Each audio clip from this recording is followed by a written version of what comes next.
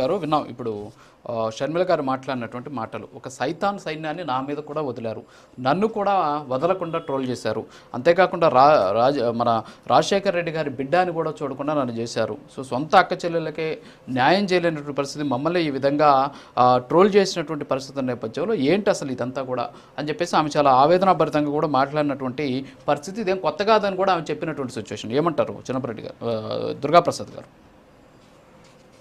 రాజు గారు good morning అండి. రాజు గారు వినపడుతుందా?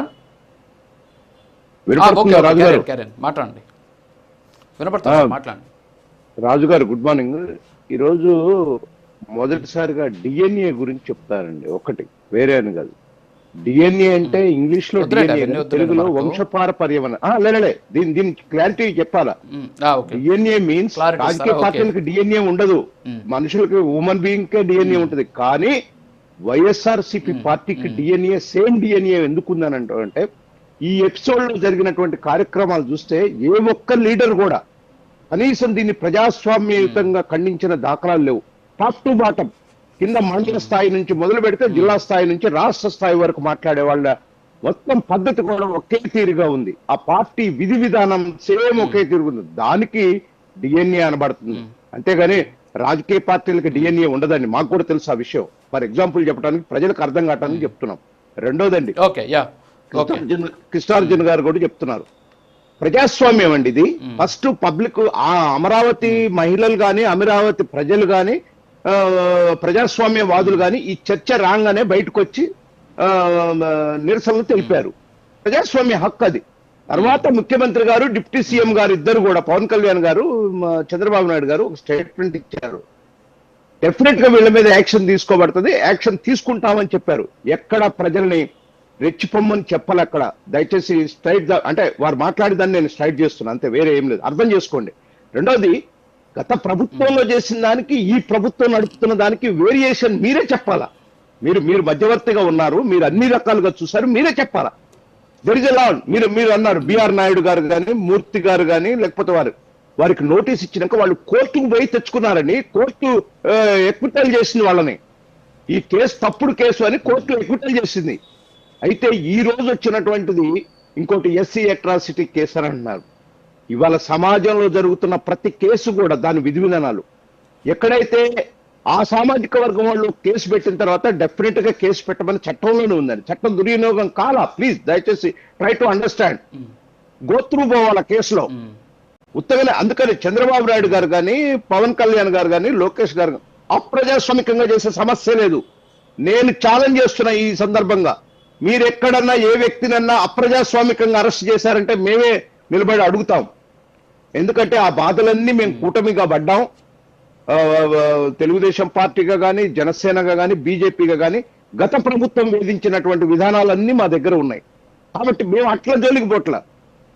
ఇవాళ నేను ఒక్కటి చెప్తున్నానండి, సాక్షి ఎందుకు అంటే, సాక్షి ఇప్పుడే కాదు, సాక్షి అమరావతి రైతులకు కానీ లేకపోతే అక్కడ ఉన్నటువంటి మహిళలకు కానీ ఎందుకు అంటే ఒక ప్రజాస్వామ్యయుతంగా ఆఫీసుల ముందు ధర్నాలు చేస్తున్నారు. తగలబెట్టుకున్నది వాళ్ళే తగలబెట్టుకున్నారు, అది కూడా బయటకు వస్తుంది. రేపటిలో ఎవడు తగలబెట్టింది అనేది కూడా తెలుస్తుంది. ఇవన్నీ అంటే దీన్ని నేనేమంటున్నానంటే ఒక ఎడ్జిలో ఆగిపోవాలి. ఇది ప్రభుత్వం ఆపడానికి చూస్తుంది, ప్రభుత్వం అరెస్టులు చేస్తుంది. వాళ్ళు కృష్ణరాజుని పట్టుకోవడానికి 10 టీములు తిరుగుతున్నాయి, పట్టుకుంటారు. కానీ వాళ్ళ వైపు నుంచి రావాలి కదండి. ఎట్లాంటి స్టేట్మెంట్లు వస్తున్నాయి? రోజా గారు నిన్న ఏం స్టేట్మెంట్ ఇచ్చింది? మన సజ్జల రామకృష్ణారెడ్డి ఏం మాట్లాడతారండి? అక్కడ మహిళల్ని కించపరుస్తూ వాళ్ళు డిస్కస్ చేస్తే అలాంటి మహిళలు సంకర్ చేస్తారంటాడా? ఎంత నేను చెప్తున్నా, మీ మీడియా ద్వారా చెప్తున్నా, మా కూటమి ప్రభుత్వానికి ఇమ్మీడియట్లీ అరెస్ట్ చేయాలి అతన్ని.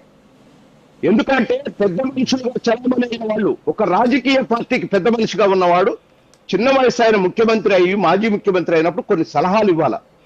ఈజ్ ఎ జర్నలిస్ట్, ఆయన ఈనాడులో పనిచేశాడు.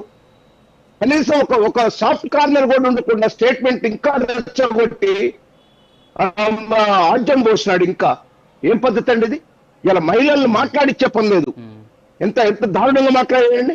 ఎవరైనా ప్రజాస్వామ్యాలు అట్లా మాట్లాడతారా? జరిగిన దాన్ని ఎవరైనా సరే మానవత్వంతో ఖండిస్తాం. అరే మహిళలు ఇట్లా అన్నారు, ఇది పద్ధతి కాదు అని అంటాం. కానీ ముందుకొచ్చి శంకర్ జాతి, అవునండి వాళ్ళని ఎప్పుడైతే వేశ్యలు అన్నారో వాళ్ళు చెప్పులు తీసుకొని కొడతారు. చాలా జరుగుతాయి. ఇంకా చంద్రబాబు నాయుడు గారు కేవలం అమరావతి చుట్టూ పోతేనే ఆయన బస్సు మీద చెప్పులు రాళ్ళు ఇసిరేస్తే ఆనాడున్న డీజీపీతో ఒక స్టేట్మెంట్ ఇచ్చారు, ఇది ప్రజాస్వామ్య హక్కు అని. కానీ మేము అట్లా ప్రజాస్వామ్య హక్కుని మేము అంత దుర్వినియోగం చేయం.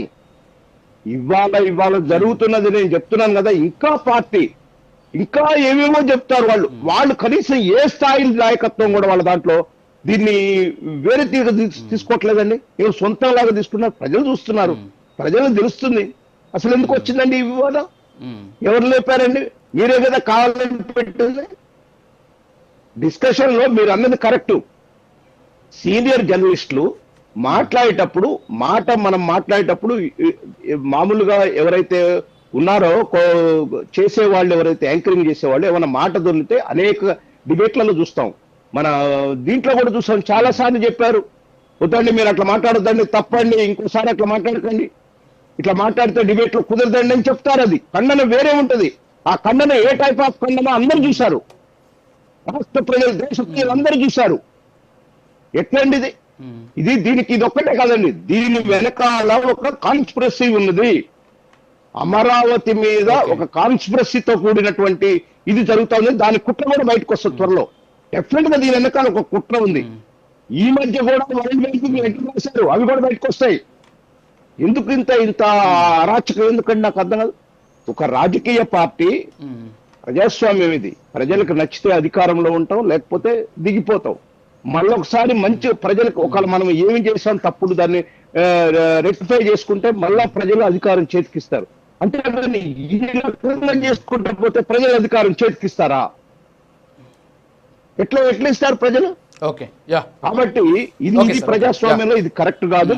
ఎట్టి పరిస్థితుల్లో అప్రజాస్వామికంగా కానీ దౌర్జన్యం ఇది ఏంటంటే, ఇంకా మీరు ఒక మాట అన్నారండి, మీరు ఎట్లా చేస్తారు, దీన్ని ఎట్లన్నా చేసి ఇది చేయాలి కదా, దీన్ని స్టాప్ చేసేటట్టు కూటమి ప్రభుత్వం ట్రై చేస్తుంది. కానీ వాళ్ళే రెచ్చగొడుతున్నారు. కూటమి ప్రభుత్వం ఏం చేస్తారు, ప్రభుత్వ పరంగా ఎవరైతే బాధితులు ఉన్నారో వాళ్ళు ఇచ్చినటువంటి పిటిషన్ల మీద ఎవరినైతే అరెస్ట్ చేయాలో తొందరగా అరెస్ట్ చేయటమే దాని ప్రతిఫలం. కానీ వాళ్ళు ఏం చేయాలా, దీన్ని స్లాగ్ తక్కువ చేసుకోవాలి, దీని యొక్క ఉధృతను తక్కువ చేసుకోవాలి. తక్కువ చేయట్లా, వాళ్ళు ఇంకెక్కువ చేస్తున్నారు. అంటే వాళ్ళ క్యాడర్ను కానీ మిగతా వాళ్ళని రెచ్చగొడుతున్నారు ఎక్కడికక్కడికి. రెచ్చగొడితే ఏం లాభం అండి? ఏం జరిగిద్దండి? ఇదా రెండు సైడ్లు లేదండి. మీరు అన్నట్టు కూటమి ప్రభుత్వం చూడాలా, వీళ్ళు చూడాలా, దీన్ని ఎట్లా కూటమి ప్రభుత్వం ఇక్కడ ఏంటి అంటే నేను అన్న దాంట్లో ఏంటి అంటే ఒకటి సార్, ఇక్కడ ఏంటంటే ప్రజల్లో ఆగ్రహావేశాలు వ్యక్తమైనటువంటి సందర్భంలో దాన్ని కంట్రోల్ చేయాల్సినటువంటి బాధ్యత ప్రభుత్వానికి కూడా ఉంటుంది. సరే, వాళ్ళు క్షమాపణ చెప్పలేదు, సో కాబట్టి మన శాంతి భద్రతలకు విఘాతం కలిగించే అంశాలను ఇవాళ ప్రభుత్వం కూడా ఖచ్చితంగా ఉమెన్ రైట్ కమిషన్ పోయింది. నేషనల్ హ్యూమన్ రైట్స్ కమిషన్ కూడా డీజీపీకి ఇచ్చారు. డీజీపీ గారిని కూడా 72 అవర్స్ లో రిపోర్ట్ ఇవ్వమని కోరారు. ప్రభుత్వం ఏం చర్యలు తీసుకోవాలో అవన్నీ తీసుకుంటుంది. దీన్ని సబ్సిడీ చేయడానికి చూస్తాం. మేము ప్రభుత్వంలో ఉన్న మాకు ఇవన్నీ ఈ గొడవలు అక్కర్లేదండి. మాకు డెవలప్మెంట్ యాక్టివిటీస్, ప్రజలను ఎట్లా చేయాలా, పెట్టుబడులు ఎట్లా తేవాలా, ఈ రాష్ట్రాన్ని ఎట్లా బాగు చేయాలనే ఆలోచనే మాకుంది. దుర్మార్గమైన ఆలోచన లేదు. అప్పులు తెచ్చి ఈ రాష్ట్రాన్ని అప్పులు కుప్ప చేయాలా, లేకపోతే ప్రజలతో ఏదో చేయాలనే ఆలోచన లేదు. మేము డెవలప్మెంట్ యాక్టివిటీస్ లేదు. అసలు అమరావతి రైతులకు సంబంధించినటువంటి భూములు ఇంకా కూడా మీరు సేకరించబోతున్నారు. అక్కడ ప్రజల నుంచి వ్యతిరేకత వ్యక్తం అవుతుంది కాబట్టి ఈ అంశాన్ని లేవనెత్తి వాళ్ళందరినీ కూడా వాడుకునేటువంటి ప్రయత్నం చేస్తున్నారు అనేది వైఎస్ఆర్ కాంగ్రెస్ పార్టీ చేస్తున్న ఒక బలమైన వాదన. వాళ్ళు అమరావతి రైతులు అంటే నవ్వుకుంటారండి. ఇది ఉద్యమం చేసిన రైతులు చాలా హ్యాపీగా ఉన్నారు. కొత్తగా రైతులే వచ్చి ముఖ్యమంత్రి గారిని, కన్సర్న్ మినిస్టర్ని కలిసారు. మేము కూడా ఇస్తాం, మావి కూడా తీసుకోండి, ఇంకా కొన్నిటికి కావాలంటే మనం ఆ మధ్య చూసాం, మీడియాలో కూడా చూసాం, వాళ్ళ మీడియాలో కూడా వచ్చింది. అంటే రైతులే వాళ్ళు స్వచ్ఛందంగా వచ్చి మేము పక్కన రైతులు ఇచ్చారు, మావి కూడా పొలాలు తీసుకుంటే రేట్లు వస్తాయని చెప్పి ఒక ఆలోచనతో వచ్చారు. ఇది ఎక్కడా కూడా లేదండి. మీరు అన్నట్టు ఏమన్నా కొంతమందికి ఏమన్నా డబ్బు గినుక ఈ వస్తే కౌలు ఇదంతా ఏమన్నా ఆగిపోతే దాన్ని రెక్టిఫై చేస్తారు, చిన్న చిన్న సమస్యలు ఉంటాయి. కానీ వాళ్ళ అమరావతి ల్యాండ్ పూలింగ్ లో రైతులు వాళ్ళు ఇష్టం వచ్చినట్టే ఇచ్చారు, రాబోయే రోజుల్లో కూడా వాళ్ళు ఇష్టం వచ్చినట్టే ఇస్తున్నారు. ఒక విషయం వినాలండి, ఈ విషయం ఏం కాదుగా తెర మీదకి తెచ్చింది ఏం కాదు కదండి. మీరు అన్నెసరిగా డిస్కషన్స్ పెట్టి అన్నెసరిగా ప్రశాంతంగా ఉన్న రాష్ట్రాన్ని అల్లకల్లోలం చేయడానికి సృష్టిస్తున్నారు అరాచకమైనటువంటి శక్తులు అనమాట. రాజకీయాలు 40 సంవత్సరాల నుంచి రాజకీయాల్లో ఉన్నాం. రాజకీయ పార్టీ ఏ విధంగా ఉండాలి, అధికారంలో ఉన్నప్పుడు ఏ విధంగా ఉండాలి, ప్రతిపక్షంలో ఏ విధంగా ఉన్నప్పుడు ఏ విధంగా ఉండాలి తెలియదు. ఒకటే, అధికారంలో ఉన్నప్పుడు అరాచకమే, ప్రతిపక్షంలో ఉన్నప్పుడు అరాచకమే. ఈ ప్రభుత్వం అట్లాంటి దుర్మార్గం చేసే ముందు ఈ ప్రభుత్వం. ఒక్క నిమిషం వస్తాను. కృష్ణాంజనేయులు గారు, ఇప్పుడు దుర్గాప్రసాద్ గారు ఏమంటున్నారంటే, ఒకప్పుడు చంద్రబాబు మీద, ఒక్క నిమిషం సార్, చంద్రబాబు మీద రాళ్ల దాడి చేసినప్పుడేమో ఇది ప్రజాస్వామ్యము, వాళ్ళు ప్రజాస్వామ్యయుతంగా వాళ్ళు నిరసన తెలిపారని చెప్పేసి అప్పుడు డీజీపీ చెప్పారు. ఇప్పుడు మాత్రం ఇదేదో మేమేదో అరాచకం చేస్తున్నామని చెప్పేసి చెబుతూ ఉన్నారు. అది వాళ్ళకు సంబంధించింది, వాళ్ళు నిరసన చెబుతున్నారు, మేము ఎక్కడ దాడులు చేయలేదు, వాళ్ళే దాడులు చేసుకుంటున్నారని చెప్పేసి ఆయన ఒక కొత్త అంశాన్ని కూడా లేవనెత్తినటువంటి పరిస్థితి. ఇంకొక మాట ఏంటంటే, చిన్నపరెడ్డి గారు ఒక మాట అన్నారు, ఇదంతా కూడా అమరావతికి సంబంధించి ఇంకా కూడా భూములు సేకరించేటటువంటి ప్రయత్నం చేస్తుంది, అమరావతి రైతుల దగ్గర నుంచి వ్యతిరేకత వ్యక్తమవుతుంది కాబట్టి దాన్ని మసిపూసి మాయ చేసేందుకే ఈరోజు ఈ అంశాన్ని కూటమి వాడుకుంటోందని చెప్పేసి వారు చెప్తున్న పరిస్థితి. సో ఇద్దరికి మీరు చెప్పేటటువంటి ఆన్సర్ ఏంటి సార్ కృష్ణాంజనేయులు గారు? దుర్గాప్రసాద్ గారు ఒక అంశాన్ని గమనించాలి. గత వైఎస్ఆర్ కాంగ్రెస్ పార్టీ చేసినటువంటి తప్పులు, కర్ణుడు చావుకు 100 కారణాలు అన్నట్టుగా వైఎస్ఆర్ కాంగ్రెస్ పార్టీ ఓడిపోవటానికి ప్రధానమైన